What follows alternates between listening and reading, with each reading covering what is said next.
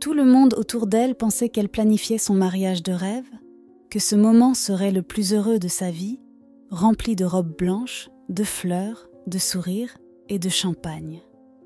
Mais ce que personne ne savait, c'est que Clara passait ses journées à étudier, non pas des catalogues de mariage, mais un langage que peu de gens comprenaient. Tandis que ses amis parlaient décoration, elle apprenait la langue des signes. Pas pour impressionner, pas pour se donner un style. Non, elle voulait comprendre la mère de son fiancé. Une femme douce, élégante, mais sourde et muette. Clara voulait créer un lien avec celle qui deviendrait sa belle-mère. Et aussi étrange que cela puisse paraître, elle ne faisait pas cela uniquement par gentillesse. Elle le faisait par besoin. Parce que plus les jours passaient, plus elle sentait qu'il y avait quelque chose d'étrange dans cette maison. Quelque chose de silencieux, mais pesant. Elle avait rencontré Thomas par hasard, dans un petit café près de son bureau. Ce jour-là, elle voulait juste boire son café seule, loin du stress du travail. Mais le destin en avait décidé autrement. Il n'y avait plus de table disponible, et ce jeune homme au regard franc lui avait demandé s'il pouvait s'asseoir en face d'elle.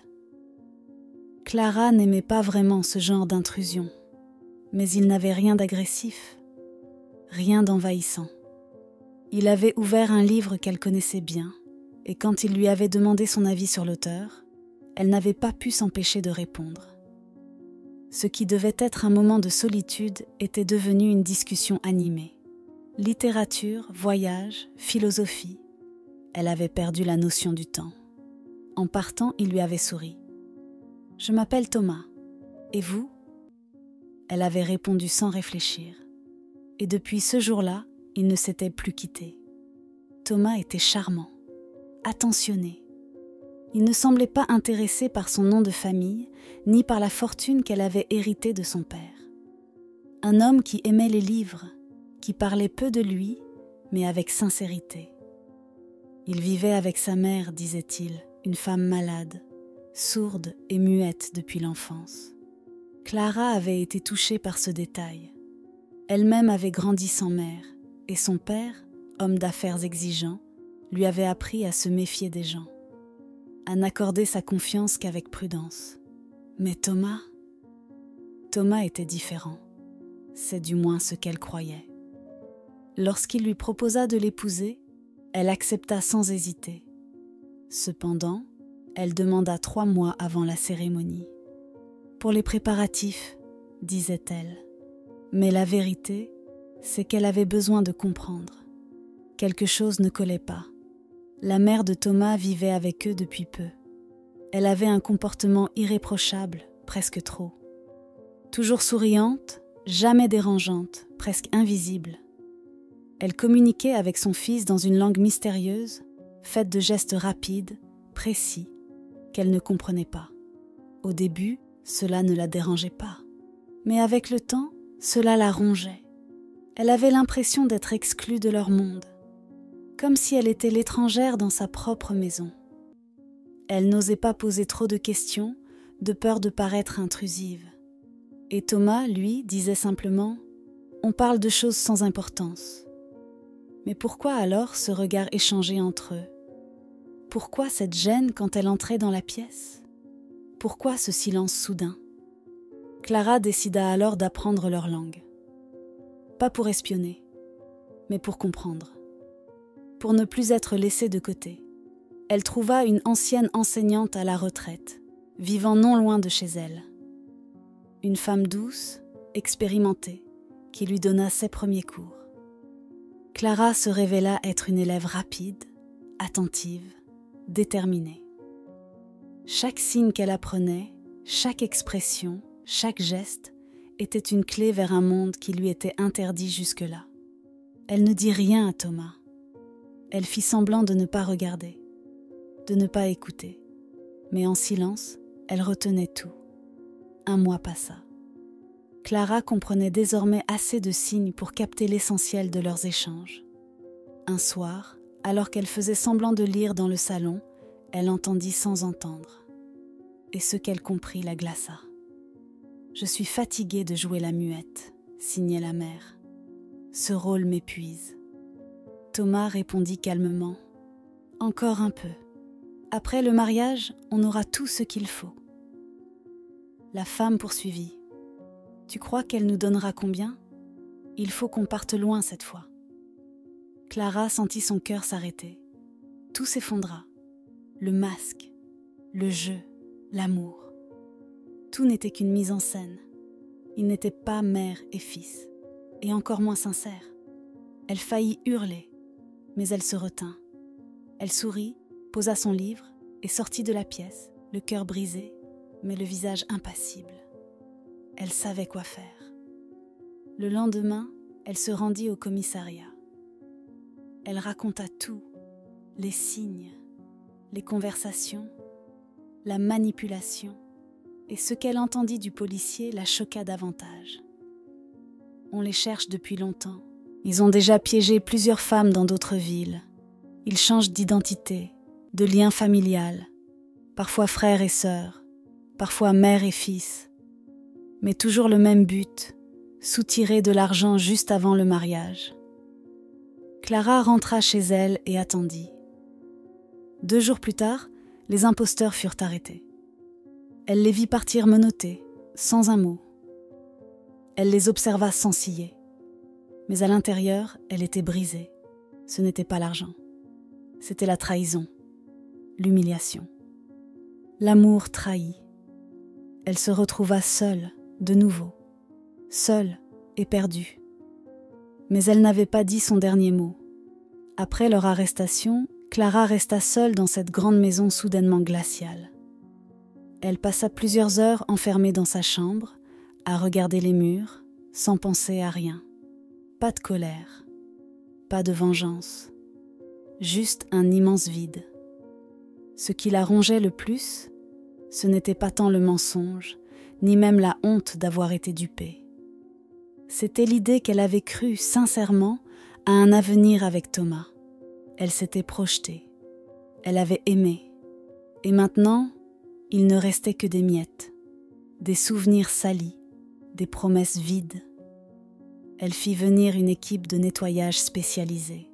Elle voulait que tout disparaisse, leur linge, leurs objets, même leur odeur. Chaque trace de leur passage devait être effacée. Elle resta plusieurs jours sans parler à personne, coupée du monde. Mais au fond d'elle, une pensée persistait. Elle devait remercier la seule personne qui l'avait aidée à voir clair. Son ancienne professeure de langue des signes. C'est elle qui, sans le vouloir, lui avait donné les armes pour démasquer la supercherie. Clara acheta des pâtisseries, des fruits et un jouet pour le petit garçon qu'elle croisait parfois chez la vieille dame. Elle se rendit chez elle, sans prévenir.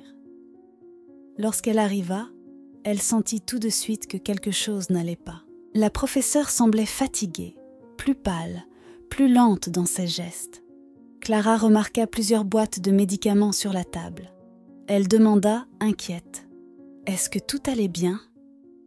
La vieille femme tenta de minimiser, mais finit par avouer, d'une voix faible, qu'elle souffrait d'une maladie chronique. Elle avait évité l'hôpital tant qu'elle pouvait. Son unique raison de se battre, disait-elle, c'était Samuel, son petit-fils. Clara fut bouleversée. Ce petit garçon avait perdu sa mère à la naissance et son père avait disparu depuis 2 ans, sans laisser de traces. Depuis, sa grand-mère l'élevait seule, une femme malade, âgée, sans ressources. Clara sentit alors un élan qu'elle n'avait pas prévu. Une promesse naquit dans son cœur sans qu'elle ait besoin d'y réfléchir. Elle dit simplement « Si un jour, vous ne pouvez plus vous occuper de lui, je serai là. Je m'en chargerai. » La vieille dame ne répondit pas tout de suite. Elle lui prit doucement la main et son regard disait tout. « Merci. » Quelques semaines plus tard, un appel urgent la réveilla en pleine nuit. C'était la voix paniquée de Samuel. Mamie ne se réveille pas. Clara sauta hors du lit. Elle prit sa voiture et roula sans réfléchir. Arrivée sur place, elle trouva la vieille femme allongée, inconsciente. Elle appela immédiatement les secours. L'ambulance mit quelques minutes à arriver. Avant d'être emmenée à l'hôpital, la vieille dame rouvrit les yeux une dernière fois. Elle murmura à Clara, d'une voix brisée, « Ne l'abandonne pas ». Et ce furent ses derniers mots. Clara organisa les funérailles. Elle pleura pour une femme qu'elle connaissait à peine, mais qui avait été, sans le savoir, une lumière dans sa vie. Ensuite, elle se lança dans une autre bataille, obtenir la garde légale de Samuel. Ce n'était pas simple. Elle n'était pas de sa famille, mais elle ne voulait pas qu'il finisse dans un foyer. Elle engagea ses avocats, utilisa ses relations, insista encore. Et au bout de quelques semaines, elle obtint gain de cause. Samuel vint vivre chez elle. Il ne posa pas de questions. Il s'installa dans sa chambre, joua avec le jouet qu'elle lui avait offert, et le soir, il lui dit doucement « Merci ». Clara pensait avoir enfin trouvé un peu de paix. Mais elle se trompait. Très vite, son entreprise commença à s'effondrer. Les comptes étaient désorganisés, les projets en retard. Et surtout, elle découvrit des irrégularités dans les finances. Quelqu'un, à l'intérieur, semblait détourner de l'argent. Elle pensa immédiatement à Benjamin, le bras droit de son père, l'homme en qui elle avait toujours eu confiance. Il nia tout, bien sûr, se défendit. Mais plus il parlait, plus elle se méfiait. Elle décida de convoquer une réunion du conseil d'administration pour tirer ça au clair. Mais la réunion n'eut jamais lieu. Quelques jours avant, elle eut un accident de voiture. Les freins avaient lâché. Ce n'était pas un hasard. L'enquête révéla que sa voiture avait été sabotée. Clara survécut, mais elle ne pouvait plus marcher. Le verdict médical tomba. Fracture de la colonne vertébrale. Elle serait paralysée, peut-être à vie. On lui parla d'une opération. Risquée, très risquée. Mais elle n'avait plus la force, plus l'envie. Samuel restait à ses côtés, sans jamais se plaindre. Il l'aidait à manger, à se déplacer. Il posait des questions parfois, mais restait discret. Clara s'enfonçait dans une dépression profonde. Elle avait tout perdu, l'amour, la confiance, la mobilité. Et elle avait peur. Peur qu'on lui enlève aussi Samuel. Et puis, un jour, quelqu'un frappa à sa porte. Un homme, grand, le regard dur, la voix calme. Il se présenta. « Je m'appelle Patrick. Je suis le père de Samuel, le fils de madame. » Clara le fixa longuement, méfiante. « C'est ça. Et vous voulez quoi? Le reprendre? De l'argent? Le petit garçon est enfin en sécurité? Et maintenant vous revenez ?» L'homme secoua la tête. « Je ne veux rien. Je veux juste voir mon fils. Je veux qu'il sache que je suis vivant. C'est tout. » À ce moment-là, Samuel entra dans la pièce. Il regarda l'homme sans le reconnaître. Il s'approcha de Clara et lui demanda « C'est qui ?» L'homme s'agenouilla. Il parla doucement. Il évoqua des souvenirs que seul un père pouvait connaître. Le perroquet aux eaux, le toboggan rouge. Les mots que Samuel avait dit bébé. Et peu à peu, dans les yeux de l'enfant, une lueur d'évidence naquit. Mais il ne se jeta pas dans ses bras. Il dit simplement « Je veux rester ici. » Patrick hocha la tête. « Bien sûr, je ne veux pas t'enlever.